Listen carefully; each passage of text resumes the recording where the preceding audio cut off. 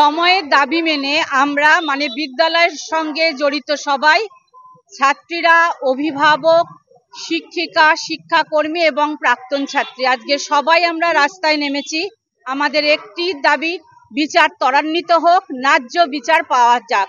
যদি এইখানে আমরা দেখি যে বিচার ক্রমশ দেরি হচ্ছে, তাহলে আমরা আবারও রাস্তায় নামবো।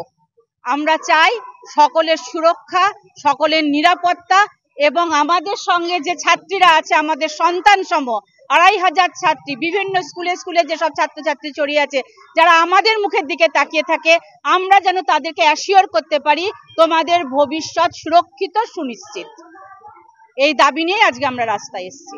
দেরি হওয়ার জন্য আমরা সত্যি চিন্তিত এবং খানিকটা হতাশা তৈরি হয়ে যাচ্ছে। দ্রুত হোক বিচার, বিচার দ্রুত হোক, ন্যায্য বিচার হোক এবং কোনো অস্পষ্টতা যেন বিচারের মধ্যে না থাকে। বাংলা টুডে নাও।